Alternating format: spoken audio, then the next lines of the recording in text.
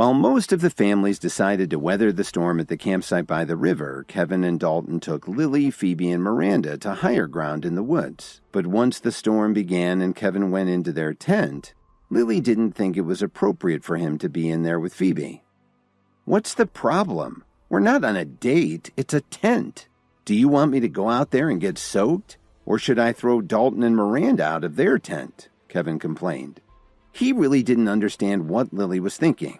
How could she be worried about Phoebe's reputation instead of thinking about her own husband's comfort? "That's okay, Lily. It's such a heavy rain and it really wouldn't be safe for Kevin to go outside," Phoebe said quietly. Plus, she really didn't find the idea of staying in the tent with Kevin all that unpleasant. "See, Lily, Phoebe doesn't mind," Kevin said with a smile. Lily was at a loss for words. She just rolled her eyes at Kevin. This whole situation really made her feel uneasy. After that, the three of them lay down quietly and waited for the storm to pass. After an hour, the thunderstorm still didn't show any sign of letting up. Suddenly, Kevin remembered something and leaned over. "Kevin, what's going on?" Lily, who wasn't able to sleep at all, asked him cautiously. "Did you guys hear something?" Kevin asked in alarm. Phoebe listened carefully and understood right away. "It sounds like someone is calling for help." "Not good," Kevin replied as he quickly opened the tent zipper. Lily and Phoebe heard Kevin complain as soon as he stepped outside. "Damn, it's pouring." The rain was certainly very heavy and Kevin could barely see where he was going. He called out to the other tent. "Dalton, are you asleep? If you're awake, follow me down the hill. I think the rest of our group's in trouble." Suddenly there was another loud thunderclap. It sounded like the sky was being ripped apart. "Kevin? Nope, I'm not asleep yet," Dalton said as he quickly came out of his tent. Kevin called out to the women in both tents. "You three should stay up here. Whatever you do, don't go down to the river." It took more than 10 minutes for Kevin and Dalton to find their way down to the main campsite. They were stunned by what they saw. The river had risen at least 6 feet. Not only did it wash away the tents, but there were also some trees that had fallen, forming a natural dam. The rest of the group was treading water and holding tightly to the trees and bushes by the shore. They were trying desperately not to be washed away by the water. Fortunately, they had all had swimming lessons in their fancy pools, so they were safe for the moment. But they couldn't hold on much longer. "Kevin, you really should go into business as a fortune teller," Dalton said as he gave his friend an admiring look. "We can talk about that later. For now, let's find a way to get them all up here," Kevin said very seriously. He looked around and found 2 long vines that must have been 5 inches in diameter. Kevin stood next to a tree and threw the vines down to them. "Hey, can you hear me?" he yelled down at them. "I just threw you some vines. Pull yourselves up with all your strength." When they heard this, they all looked up at Kevin. Some of them suddenly remembered what Kevin had said earlier.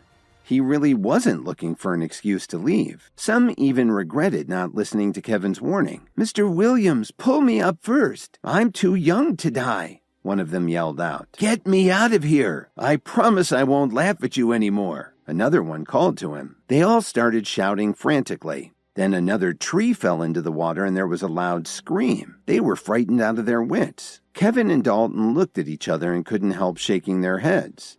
Sure. Now they were being nice to Kevin. "Stop arguing and help each other climb up here. Ladies first," Kevin shouted to them. Then he saw Officer Emmett in the crowd and called out to her. "Why are you still waiting? Get up here." Officer Emmett was surprised when she heard this. She didn't expect that the first person Kevin saved would be her, but the vine had gotten very slippery from all the rain. It took Officer Emmett a long time to climb to safety. Just as she was about to lose her grip, Kevin reached out and grabbed her arm. Then he managed to get his other arm around her waist and helped her to the clearing. He'd saved her life. Seeing this, Blair, who was still in the water, suddenly shouted, "What are you doing? Watch where you put your hands." When Officer Emmett heard this, she got very angry with her fiancé. "What are you talking about, Sherwin? Just for that, you'll be the last one out," Kevin yelled. With Dalton's help, Kevin quickly pulled everyone to safety, except for Blair. "Everyone, go up to the small clearing where we pitched our tents." Then Kevin turned to Dalton and said, "Would you please lead the way? I'm sure they'd rather listen to you than to me." "Okay, no problem," Dalton replied. In fact, even without Dalton leading the way, everyone would have listened to Kevin at this point. They may have learned from their mistake. Kevin, what are you doing? Don't you see that I'm still down here? Hurry up and save me! I'm sorry, Mr. Blair. After saving so many people, I don't have much strength left, Kevin shouted back. Stop stalling! You're just trying to get even with me. Just then, another tree suddenly fell into the river. It was less than 6 feet away from Blair. This frightened him enough to make him see how much he needed Kevin's help, and he shouted, Kevin, please save me. I don't want to die. Kevin, I know everything that Blair's done to you, but please save him for my sake. He was so tired of this arrogant bastard fighting with him and insulting him every time he tried to help him. He was the worst combination of arrogant and powerful.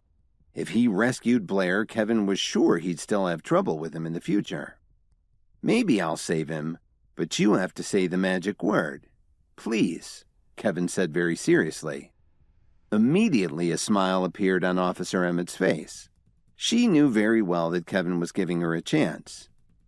Please, Officer Emmett said shyly. I'm sorry, I couldn't hear you, Kevin said with a grin. Please, I beg you. Please save Sherwin as soon as you can. Kevin suddenly turned around and shouted down the slope to Blair. Do you remember what you said to me? Kevin, that's enough, Blair screamed. Since you've forgotten what you said, maybe you don't need my help after all, Kevin shouted to him. Then another branch suddenly fell next to Blair, scaring him so much that he almost lost his grip.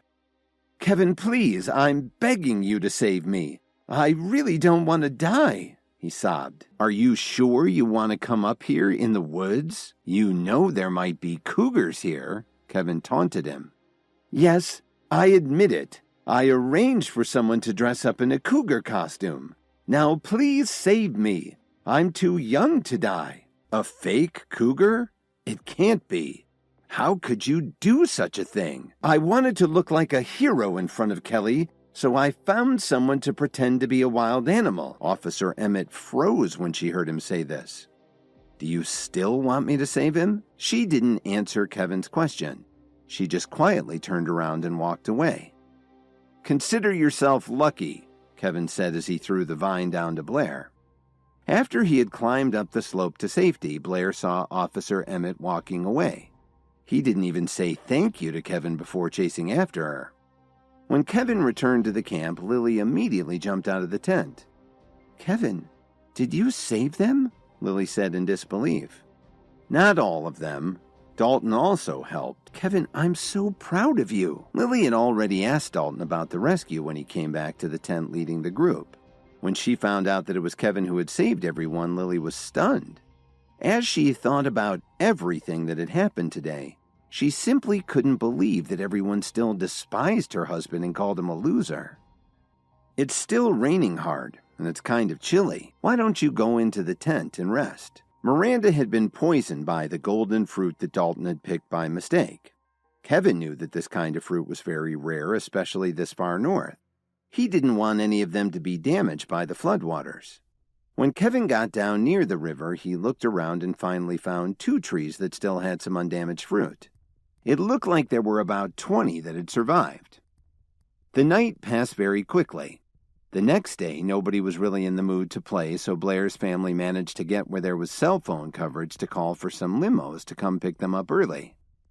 Kevin and Lily rode back with Dalton and Miranda and a few other guests. After a few minutes, Dalton asked him, Kevin, tell me honestly, how do you make such good predictions? You're like a prophet or something. Miranda, who was doing a lot better now, also looked at Kevin with interest. I wouldn't go that far, Kevin replied nonchalantly. I only read a few books about these subjects when I was bored.